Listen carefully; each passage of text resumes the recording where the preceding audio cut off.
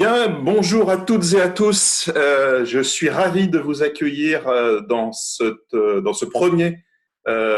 première session donc des ABS Learning Series. Juste quelques informations techniques avant de démarrer notre intervention. Nous vous conseillons vraiment de garder votre micro en mode mute, ce qui évite des résonances multiples. Également de laisser votre vidéo plutôt en mode off également. Vous aurez le loisir pendant la présentation de poser des questions via l'espace conversé qui vous est indiqué sur l'image que vous avez à l'écran actuellement. Et puis, je répondrai aux questions à la fin de la présentation, voilà, de façon à ce qu'on puisse organiser un échange. Si toutefois, à la fin de la présentation, je n'avais pas la possibilité de répondre à l'ensemble des questions, sachez que j'y répondrai par mail une fois la session terminée. Je vais donc démarrer cette première session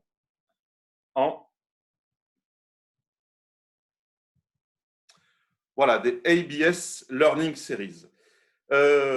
Charge à moi tout d'abord de vous présenter ABS Learning Series. Je suis pour ma part Benoît Aubert, directeur académique de l'Africa Business School, qui est la business school de l'université Mohamed VI Polytechnique au Maroc. Et nous avons décidé avec toute l'équipe de concevoir une série de modules de durée plutôt courte. Chaque module va durer environ 30 minutes sur différentes thématiques. Ces thématiques, je vais vous les présenter. Nous les avons choisies tout d'abord pour les liens qu'il peut y avoir avec l'actualité, également pour le cœur de recherche qui existe sur ces sujets qui nous permet de vous apporter un regard approfondi sur la thématique. Et puis également parce que, et avant tout pour vous qui êtes un public d'entreprise, ces sujets peuvent être des sujets d'intérêt managérial dans votre quotidien. Alors, c'est ABS Learning Series. Voilà comment elle s'organise. Nous avons choisi différents sujets qui vous sont exposés maintenant. Sujet tout d'abord marketing. Et aujourd'hui, nous commençons avec ce parcours. Ensuite, nous avons également des sujets supply chain management, digital learning strategy, digital communication, entrepreneurship, recherche, finance, leadership.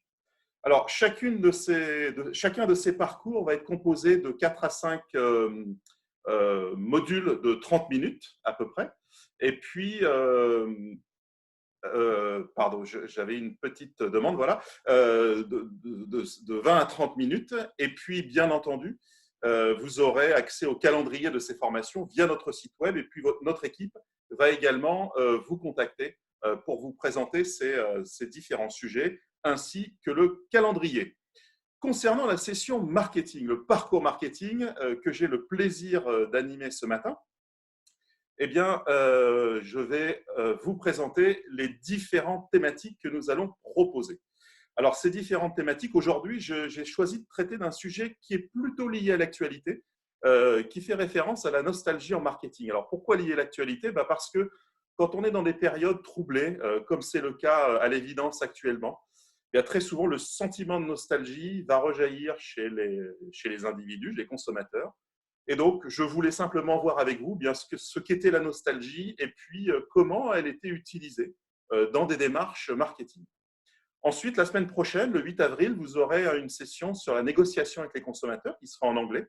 Dans 15 jours, une session sur la formation des consommateurs, puis une session sur la gestion de la relation client, une session sur le lien satisfaction-fidélisation, et puis une session sur, bien entendu, l'éthique dans l'approche business et dans l'approche marketing.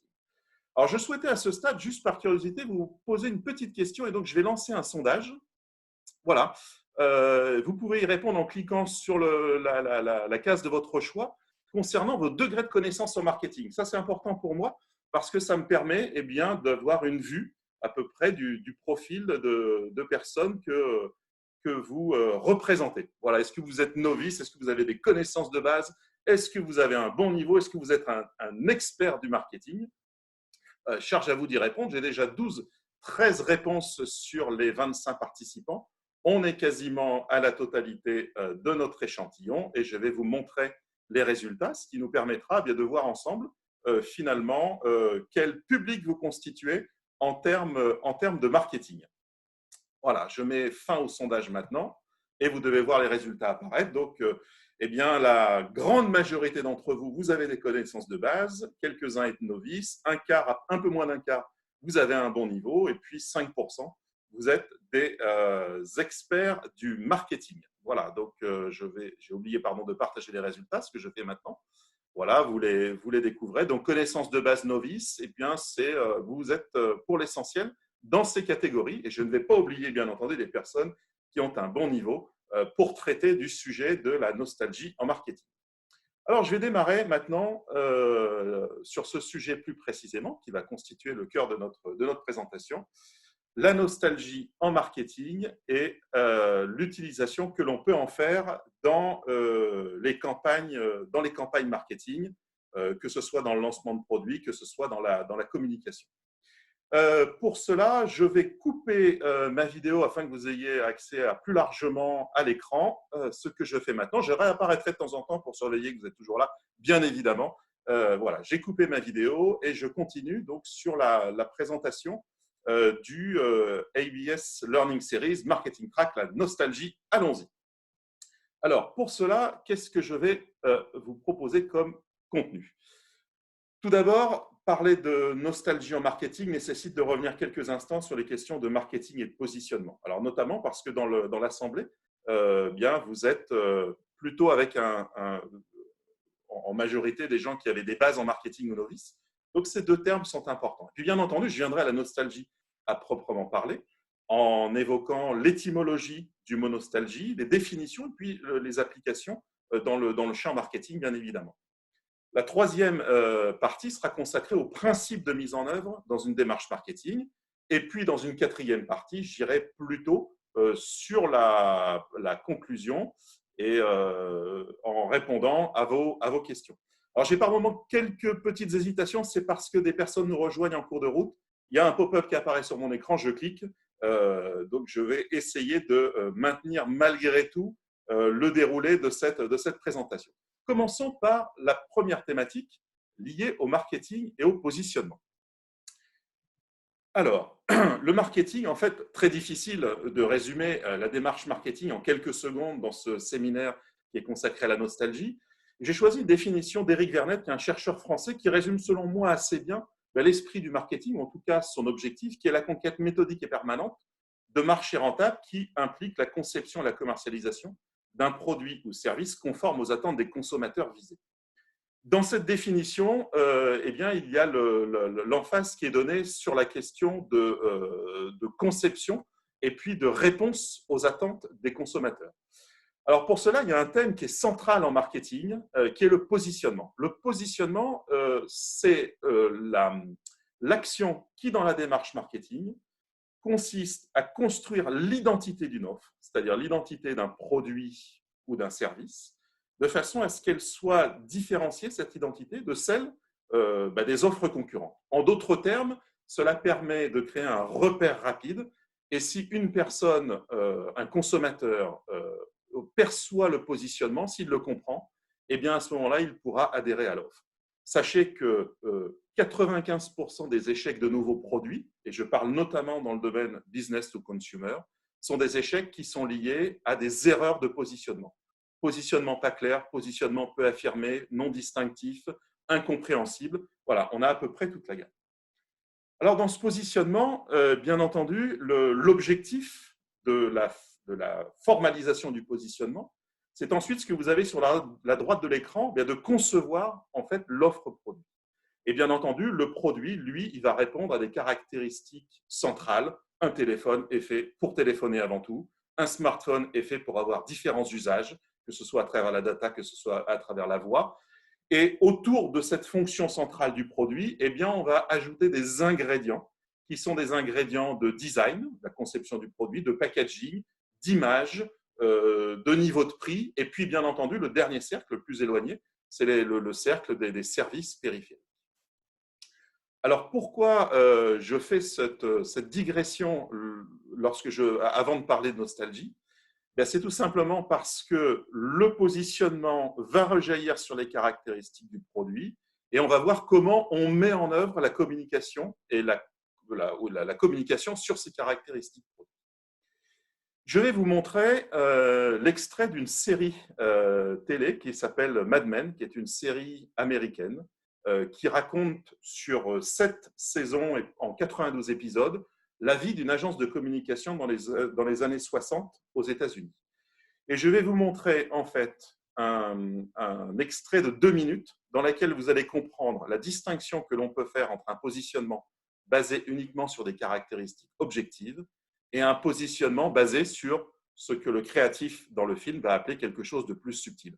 Regardons ensemble pendant 2 minutes cette vidéo qui va apparaître maintenant.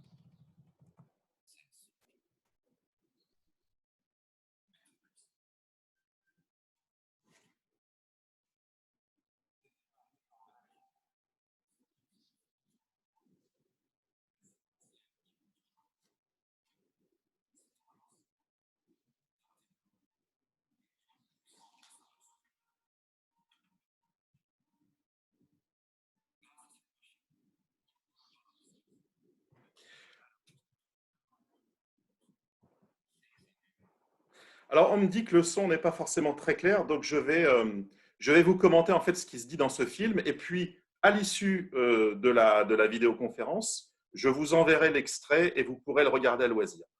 En fait, la problématique qui est soulignée ici, c'est une problématique dans le film de Kodak, qui a inventé un produit génial et les ingénieurs qui viennent assister à la présentation dans l'agence de pub disent ce produit est génial parce qu'il est techniquement supérieur à tous les autres. Il y a ce système de roue, les diapositives qui défilent et ce qui permet d'animer. Et là, le créatif dit non, mais on fait fausse route. Si on communique uniquement sur la valeur supérieure technique du produit, eh bien alors le produit ne remplit pas complètement sa fonction. Ce qui remplit sa fonction, c'est de nous aider à remonter le temps, à raconter une histoire, à comprendre au fond ce qui s'est passé dans les familles et donc à s'attacher à travers un lien très fort et très émotionnel finalement au sujet. Et le produit devient un prétexte non pas à une supériorité technique, mais à une communication des émotions. Et au fond, c'est ça la fonction de la nostalgie et c'est ce que je vais détailler avec vous maintenant. Voilà. Donc, je vais venir pour ça à l'étymologie du mot nostalgie et puis vous expliquer comment c'est utilisé en marketing.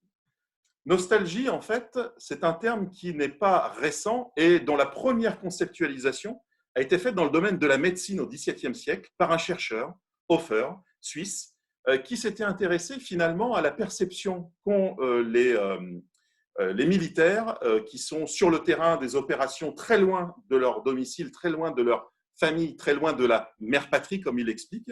Et eh bien, il a découvert, il a résumé ce sentiment par un sentiment de mal-être qui s'exprime d'un point de vue médical par des angoisses, des insomnies, des réactions cutanées, etc., qu'il a appelé le mal du pays. Et puis le mal du pays, il se dit, bah, finalement, c'est un terme qui n'est pas assez précis. Et donc, il s'appuie sur le grec pour fonder un terme plus savant qui est nostalgie, de nostos qui signifiant le retour, algos signifiant la souffrance. Et donc, finalement, dans un premier temps, la nostalgie, elle a été définie comme un mal lié plutôt à un éloignement géographique.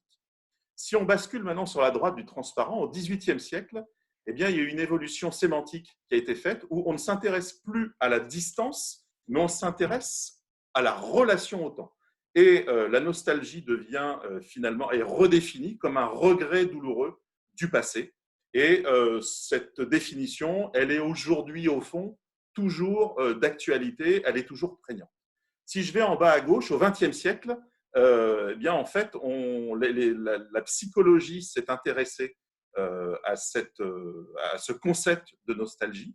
On s'aperçoit tout d'abord, c'est ce qui est noté à gauche, que finalement, alors qu'on pouvait penser que c'était une maladie, ce n'est pas une maladie, c'est une réaction émotionnelle naturelle préservant les individus. En d'autres termes, c'est un mécanisme de défense purement individuel et psychologique qui peut protéger les individus de situations de mal-être délicates à un moment donné en se référant finalement au passé. Et les psychologues, au XXe siècle, ont continué à essayer de comprendre l'intérêt de la nostalgie. Tout d'abord, on y voit des éléments positifs sur l'image de soi. Ça, c'est le premier point. Et puis, on s'aperçoit que l'empathie permet de mieux gérer la solitude. Tout simplement, la nostalgie, permet de mieux gérer la solitude, puisque elle fait référence à des souvenirs de moments agréables ou généralement de moments où on a été en groupe, en famille. Ça crée de l'empathie, ça donne plus de liens sociaux et puis ça améliore, c'est ce que disent les psychologues, la santé mentale et physiologique. Donc, on s'aperçoit finalement à ce stade que la nostalgie, eh bien, elle va avoir une fonction finalement de protection de l'individu. C'est une fonction que s'offre l'individu comme parade, à une situation qui peut par moment être perçue comme douloureuse ou en tout cas des situations de malaise. Alors, comment les marketeurs se sont emparés du concept? Tout d'abord, sachez qu'ils s'en sont emparés essentiellement à la fin des années 80, début des années 90. On voit d'une part dans le courant académique apparaître des recherches sur la définition de la nostalgie dans un contexte marketing, sur les antécédents de la nostalgie, qu'est-ce qui peut expliquer un sentiment nostalgique d'un consommateur, bien entendu dans l'exploitation, au sens littéral du terme, de cette nostalgie, quels sont les effets bénéfiques attendus en termes de relation au marché de la nostalgie, par exemple en termes d'intention d'achat, de perception des produits, de perception de la communication. Donc ça, c'est le premier point. Et bien entendu, il y a eu un effort de définition. Vous avez sur la gauche une définition qui présente la nostalgie comme une réaction affective douce amère. Alors, je vous laisse lire la suite et en parallèle, je vais la commenter. Pourquoi on parle de réaction affective douce amère?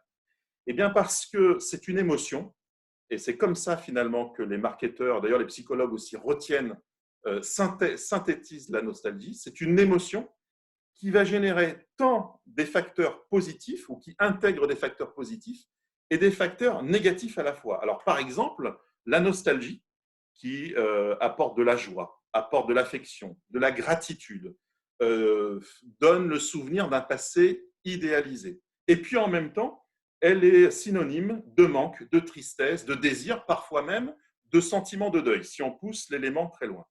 Et donc cette nostalgie, si vous me suivez bien, finalement, elle est intéressante du point de vue marketing parce que tout stimulus marketing, et on va en voir de nombreux exemples par la suite, peut aider non seulement à surpondérer les facteurs positifs, donc le bien-être, si vous voulez, que l'on va amener au consommateur par la référence au passé, et également diminuer la pondération de l'élément négatif, comme le manque, comme la tristesse. Et donc finalement, la nostalgie dans le marketing va exploiter l'idéalisation des souvenirs a posteriori, en quelque sorte.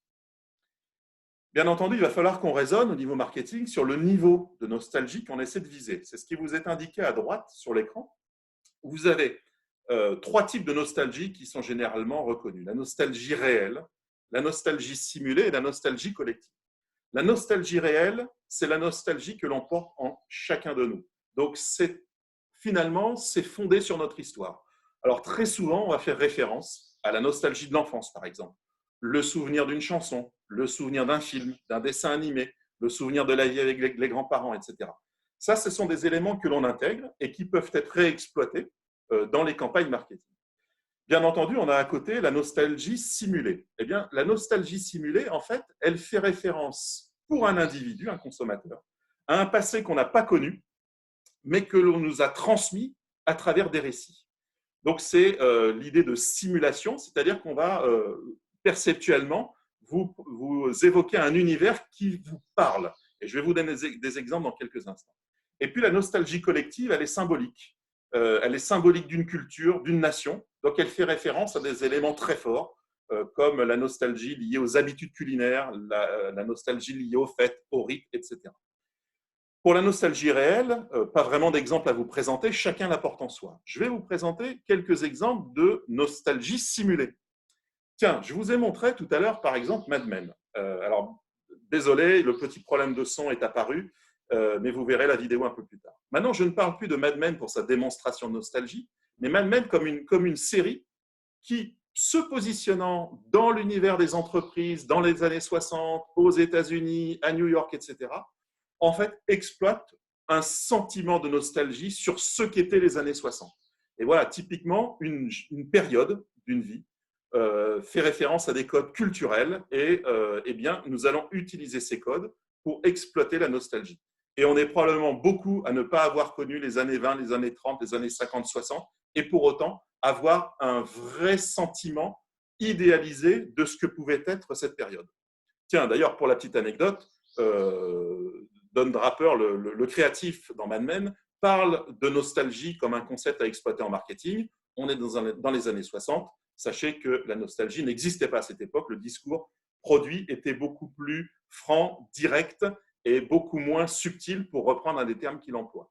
Mais c'est aussi une technique, le fait de parler de sujets d'actualité dans une série qui exploite la nostalgie, pour que l'on comprenne finalement cette nostalgie. En d'autres termes, si la série avait été vraiment utilisée, si elle avait vraiment utilisé des termes des années 60, probablement qu'elle ne nous aurait pas parlé et le sentiment émotionnel vis-à-vis de cette série aurait été moins fort. Dans la nostalgie simulée, on retrouve aussi finalement les références à des codes d'anciens produits. Là, je vous ai mis par exemple la coccinelle, la voiture de Volkswagen qui a eu un succès dans les années 50-60, et puis son renouveau, ce qu'ils ont appelé la New Beetle, qui a connu un succès simplement en s'inspirant du design du produit. Idem sur les Vespa, les scooters, et un exemple plus récent, par exemple, de la téléphonie.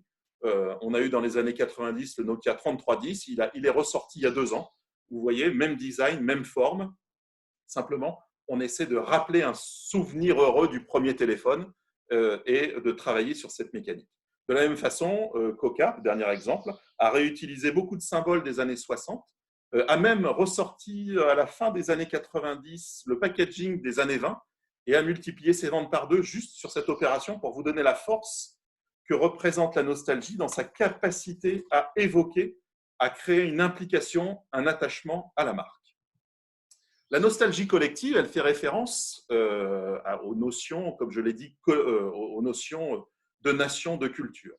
Une grande exploitation de ce besoin nostalgique collectif se fait par exemple sur le tourisme de mémoire. Alors j'ai mis ici photo du cimetière d'Arlington, près de Washington, où il y a des milliers de visites chaque année. C'est un exemple parmi d'autres. En bas à droite, vous avez la maison d'Elvis Presley à Memphis. Quand vous rentrez dedans, vous êtes dans les années 60. Donc, à nouveau, on est tous, lorsque l'on visite, tous les visiteurs sont réunis autour de cette idée de cette star des années 50-60, de vivre avec lui, d'être projeté dans son quotidien, dans son univers, et plus que cela, retrouver les valeurs qui étaient celles de l'Amérique dans les années 60.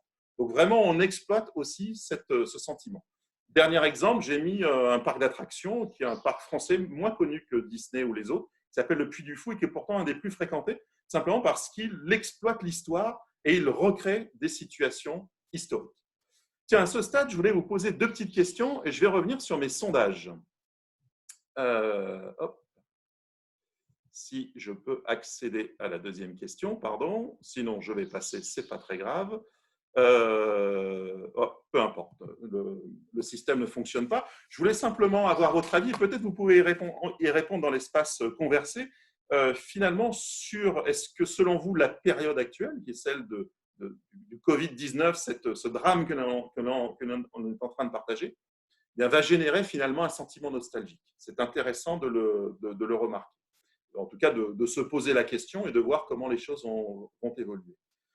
Une deuxième question qui peut se poser lorsqu'on exploite la nostalgie, c'est est-ce qu'il y a finalement un âge pour la nostalgie? Et bien souvent, on fait l'hypothèse que plus les consommateurs sont âgés, plus il y aura de nostalgie et plus il est important de communiquer sur ce thème. Alors pourquoi il y aurait plus de nostalgie? Tout simplement parce qu'on a plus d'expériences vécues, plus de souvenirs familiaux, plus de souvenirs de sa vie personnelle, professionnelle et autres. Et donc, on a plus quelque part de regret, on a envie de revivre certains moments. Eh bien, les études et les recherches en marketing montrent qu'il n'y a pas de lien en fait entre le sentiment de nostalgie, la propension à la nostalgie, et puis l'âge des consommateurs. Il y a eu des résultats différents. Certaines études ont montré qu'on était beaucoup plus nostalgique à la fin de la période adolescente que l'on était sur des périodes adultes ou sur des périodes âgées, seniors. D'autres montrent le contraire. Il n'y a pas de certitude par rapport à ça. Et donc, c'est intéressant, je vous montrerai un exemple un peu plus tard, c'est que la nostalgie est une démarche qui peut être utilisée sur différents segments de consommateurs. Alors, on a défini les thèmes de nostalgie et je vais attaquer la dernière partie qui est celle de la mise en œuvre dans une démarche marketing. En fait, je vais m'appuyer sur ça, sur la démarche, on va dire, relativement courante de marketing stratégique et opérationnel. Si on décide au niveau de sa marque, au niveau de son produit, au niveau de son entreprise, que le thème de la nostalgie peut être un thème porteur dans le développement d'une campagne marketing, eh bien, la première question qu'on va se poser, c'est celle à la fois de la segmentation et du ciblage de son marché. Quelle catégorie de consommateurs on peut viser avec la nostalgie? Et bien entendu, adapter le positionnement par rapport à cette cible. Je vais revenir sur ces deux thèmes. Puis, bien entendu, on fera le choix de sa stratégie de développement, de déploiement du sentiment nostalgique. Est-ce que l'on va s'attarder sur une nostalgie individuelle simulée au collectif? Et puis, est-ce que, ça c'est le premier point, et pour cela, comment on la met en œuvre? Quels stimuli on va exploiter pour favoriser ce sentiment de nostalgie, pour le faire émerger, pour l'entretenir et pour, à travers cela, développer la relation avec la marque, avec un produit. Et puis, une fois qu'on a défini les stimuli, on va faire la traduction concrète dans le mix, c'est-à-dire comment on va transcrire les stimuli nostalgiques dans la conception du produit, dans son design, dans son packaging, mais aussi dans la conception d'un service. Je vous ai montré différents exemples qui clairement illustrent l'application de la nostalgie au domaine des services, le tourisme de mémoire, par exemple. On va s'intéresser également aux questions de communication, au niveau de prix et puis à l'organisation de la distribution. Et permettez-moi de revenir dans un premier temps sur les questions de segmentation, ciblage et positionnement. Pour cela, et pour vous montrer que l'on a intérêt à réfléchir sur la segmentation et le ciblage du marché, je voulais simplement, à titre d'exemple, vous montrer les résultats d'une étude qui a été réalisée par deux chercheurs français, Aurélie Kessou et Eliette Roux, en 2014, sur le sentiment et le type de nostalgie exprimé par différentes catégories générationnelles. Je ne dis pas que la nostalgie nécessite de segmenter par génération. Je dis ici qu'un exemple de segmentation, c'est la génération, qu'il faut voir en fonction des générations le type de solitude et le type de bénéfice que l'on peut en attendre. Alors, sans lire forcément tout le tableau, deux exemples. La génération Y, la génération des plus jeunes, finalement, elle est concernée comme les autres. Et ce qu'ils cherchent finalement, c'est une nostalgie qu'ils appellent, que les chercheurs appellent dans l'étude hédonique. C'est-à-dire la recherche du plaisir, de l'insouciance de l'enfance. On a 20 ans, 25 ans, et on veut retomber assez rapidement finalement dans l'insouciance de notre jeune âge. C'est pour ça que des entreprises comme Nintendo ont ressorti il y a 2 ou 3 ans des consoles vidéo qui s'apparentaient exactement à celles qui ont été sorties il y a 20 ans, à quelques détails près. Ensuite, la génération Y, c'est la génération X, bien c'est celle qui, par exemple, c'est ce qu'ils décrivent dans l'étude, connaît les premiers soucis familiaux, la perte des parents, éventuellement des divorces, ce genre de choses. Et à ce moment-là, le besoin nostalgique, il est dans l'authenticité. Et finalement, des marques qui choisiraient cette cible doivent s'appuyer sur la transmission d'une nostalgie authentique. Tandis que si on s'adresse à la génération Y, on serait sur une nostalgie hédonique. Les baby boomers, eux, ils cherchent plutôt la nostalgie identitaire, conserver son identité, pouvoir la communiquer aux plus jeunes. Donc, un référentiel un petit peu différent. Et puis, la génération des aînés ou d'après-guerre, bien eux, c'est immortalisé. Donc, on est vraiment dans des produits qui sont des produits issus vraiment du très jeune passé, des produits qui sont immortels, qui sont impérissables, qui sont les mêmes qu'il y a 30, 40 ou 50 ans.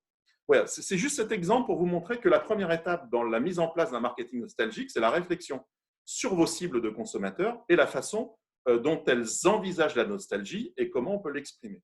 Et puis, bien entendu, dans cette démarche, à cette étape, il y a un point important que je note en bas à gauche, qui est l'appréhension du risque de rejet et du sentiment anti-nostalgique. Parce qu'on ne prétend pas que la nostalgie va fonctionner à chaque instant. On sait qu'elle a un impact très fort et c'est un élément fort d'un positionnement stratégique.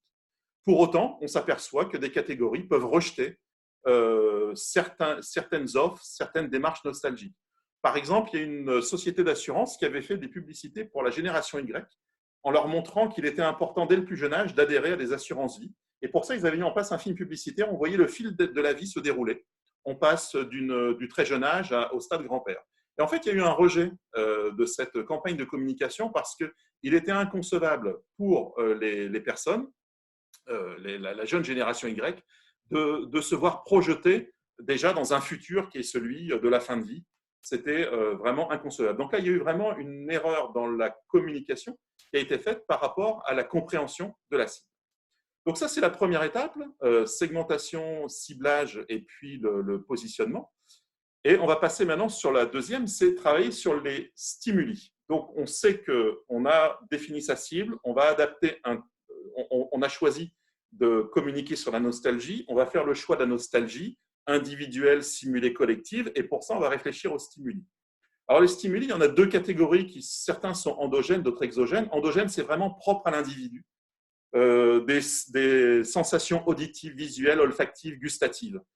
Par exemple, si le film Bohemian Rhapsody, qui raconte l'histoire du groupe Queen, a eu autant de succès au plan international l'année dernière, ou il y a 2 ans, c'est essentiellement parce qu'il jouait très très fort sur les stimuli auditifs, le souvenir de toutes les chansons du groupe, et puis des stimuli visuels qui étaient finalement cette icône Freddie Mercury, qui était le chanteur, le leader du groupe, et qui a été vraiment l'incarnation de ce groupe. Donc, ne serait-ce que par l'exploitation de ces éléments, un biopic, et il y en a beaucoup, puisque les biopics travaillent dans un domaine nostalgique, eh bien, ont permis de favoriser ce succès. Bien entendu, il y a d'autres stimuli qui sont exogènes, qui sont des objets, le design, par exemple, le design des meubles des années 60, pour rappeler l'esprit années 60. Des lieux particuliers, des événements, des personnes qui sont des incarnations, finalement, d'une génération ou d'une représentation d'un mouvement. Et puis les couleurs aussi, elles peuvent communiquer ces stimuli. Donc finalement, on mélange tous ces ingrédients dans une petite boîte, et puis vient la dernière étape, qui est comment on les exploite dans le marketing mix, qui est la conception, le design et les caractéristiques des produits dans un premier temps. Il y a beaucoup de produits grande consommation qui vont appuyer la traduction du sentiment nostalgique sur le packaging. Bien entendu, les messages et les supports de communication, les publicités.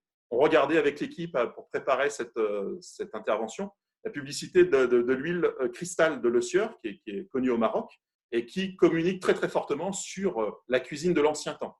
Voilà, là on est tout à fait dans un message publicitaire nostalgique et qui fait référence à une nostalgie qui est plutôt simulée, mais qui peut rappeler également à titre individuel des souvenirs heureux de famille, de consommation. On va travailler sur les niveaux de prix. La nostalgie est un élément très très fort de psychologie du consommateur, qui est très proche de lui.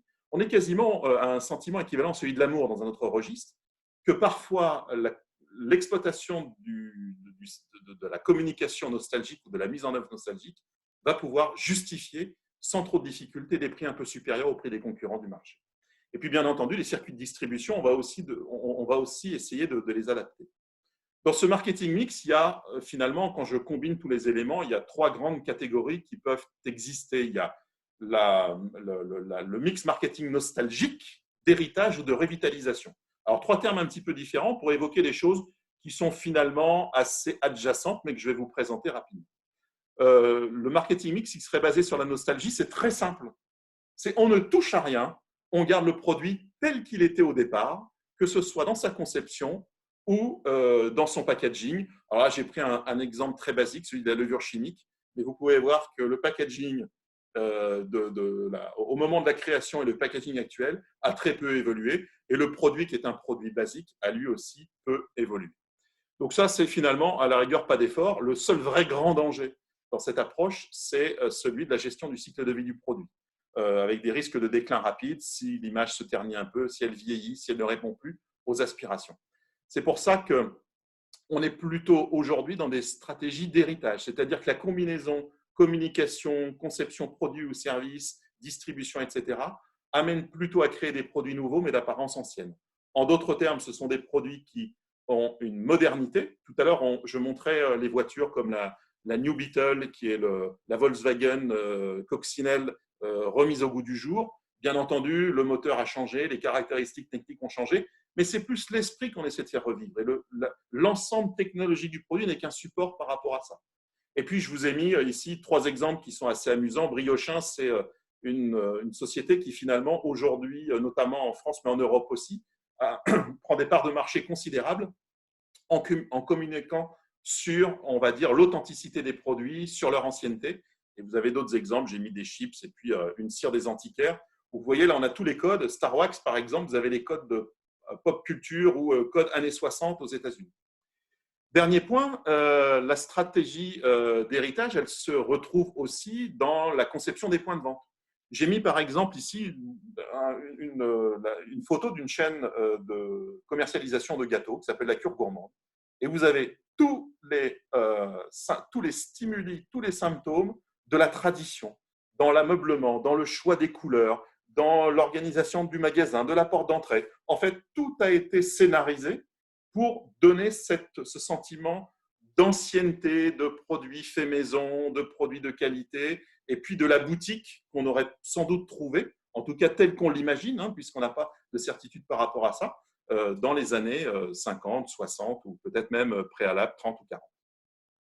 La revitalisation, eh bien, elle rejoint ce que je viens de dire, c'est vraiment reprendre des produits anciens, les mettre au goût du jour avec les matières, les produits, les nouvelles formes, les nouvelles possibilités techniques. Et cette technique-là, en fait, quand on l'exploite, on appelle ça faire du rétro-marketing, c'est-à-dire faire renaître des produits issus d'une période antérieure, mais remis au goût du jour techniquement. Donc voilà, on trouve beaucoup d'exemples dans le domaine de l'automobile qui a été un grand utilisateur. Citroën l'a fait avec la DS, par exemple. Je voulais juste vous montrer un dernier exemple. Finalement, on peut se poser la question, mais est-ce qu'il y a de l'impact par rapport à tout ça? Est-ce que les stratégies de nostalgie sont valuables? Déjà, il n'y a pas de réponse unique. Chaque contexte est spécifique. Une erreur de segmentation peut amener à une inefficacité de la nostalgie. Pour autant, il y a des moyens de le mesurer. J'ai pris juste l'exemple ici d'une étude qui a été faite en 2017 sur la mesure d'impact d'une annonce et de sa capacité à déclencher de la nostalgie et ses impacts sur l'intention d'achat. Eh bien, les chercheurs ont montré ici, à travers un cheminement, plus l'annonce déclenche de la nostalgie, plus elle génère des réactions affectives nostalgiques, plus elle génère des attitudes positives envers l'annonce, envers la marque et déclenche l'intention d'achat. Donc voilà, ça, je ne dis pas que c'est le modèle qui est réplicable partout. En tout cas, les résultats ne sont pas réplicables. Par contre, nous avons possibilité de contrôler par rapport à des études quantitatives, qualitatives, des observations ou toute autre forme, d'ailleurs, qu'on abordera dans le track recherche des ABS Learning Series, eh bien, il y a des moyens de contrôler l'efficacité par rapport à ça. Ce qui ressort quand même en majorité, c'est qu'il y a vraiment des impacts très, très positifs, notamment quand les produits sont impliquants et quand on surgénère de l'implication par rapport à ces thématiques. Voilà, j'en ai terminé. Je vais regarder maintenant les questions qui sont posées avant de nous quitter et de faire un petit point de synthèse. Alors, j'ai une question qui m'est posée sur être sensible à la nostalgie dépend de la position du consommateur dans la pyramide de Maslow. Alors, en fait, la pyramide de Maslow, pour les personnes qui parmi vous ne connaîtraient pas ce sujet, c'est une hiérarchie des besoins qui vont des besoins purement de sécurité physiologique à des besoins d'estime de soi.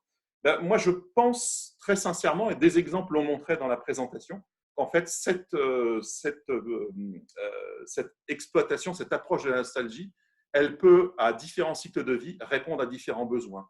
Probablement que le besoin de sécurité, il est très important, puisque, je vous rappelle, la nostalgie, c'est l'idéalisation du passé. Donc, autrement dit, l'idéalisation de situations de confort. Et quand on est dans une situation inconfortable, eh bien, on va aller chercher cette situation de confort. Mais aussi, on peut être sur l'estime de soi. Par exemple, en ayant un produit tagué années 60, on peut être intégré, reconnu à un groupe d'appartenance sur ce sujet Et donc là, on est sur des niveaux beaucoup plus élevés de pyramide. Comment peut-on positionner un produit destiné à plusieurs cibles? C'est l'éternelle question en marketing. Est-ce que nous avons une cible et donc un produit pour la cible ou un produit qui peut répondre à différentes cibles? Si on prend l'exemple du marketing international, on s'aperçoit que par moment, des produits peuvent avoir des cibles différentes. Il y a, si vous voulez, deux conditions par rapport à ça. C'est de garder commun à l'ensemble des cibles le concept de produit. C'est-à-dire qu'on ne peut pas dire à une cible qu'un téléphone est fait pour téléphoner et à une autre cible qu'un téléphone est fait pour écrire, par exemple. Un téléphone a des fonctions centrales et ces fonctions centrales, le cœur du produit, eh bien, doit rester le même.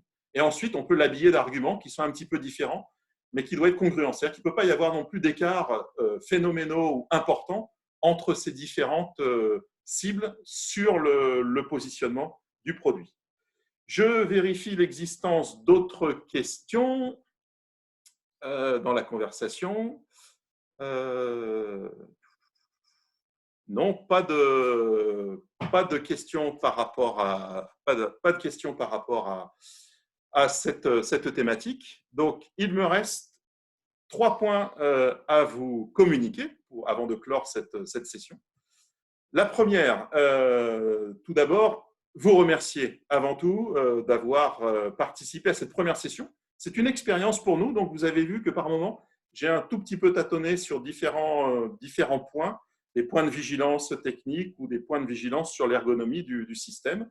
J'espère néanmoins que vous avez pu comprendre les choses, m'entendre et puis découvrir différentes idées, trouver matière à réflexion sur cette thématique de nostalgie. Vous recevrez d'ici la fin de la semaine, lundi au plus tard, une vidéo de synthèse qui est tournée en studio, que j'accompagnerai de réponses à des questions qui arriveraient par la suite et que j'accompagnerai également de 2 articles que je veux partager avec vous et qui résument à leur façon, qui développent certains aspects des points que je viens de traiter. La prochaine session de marketing aura lieu le 8 avril, c'est-à-dire dans une semaine, cette fois-ci sur la négociation avec les consommateurs, session en anglais, qui sera animée par mon collègue Ruud Cronenbourg. Mais dès cette semaine, vendredi, vous pouvez démarrer ou communiquer à vos collègues qui seraient intéressés par l'événement, le track Supply Chain Management. On va, avec l'aide de Michel Fender, prof de Supply Chain Management, découvrir les 5 piliers de création de valeur à travers la Supply Chain Management. C'est un des éléments centraux qu'il va présenter au cours de cette session. Voilà, j'en ai terminé pour moi. Je tiens à vous remercier pour votre participation. À nouveau, désolé pour le petit souci sur la vidéo, mais je la partagerai avec vous. Et j'en profite pour vous recommander la série Mad Men qui est juste extraordinaire. C'est un cours de marketing de 92 épisodes. Et à ce titre, c'est vraiment exceptionnel. Voilà, merci à toutes et à tous. J'espère que ces ABS Learning Series, premier épisode, vous ont plu. Et puis, à bientôt pour de nouvelles aventures. Merci à vous.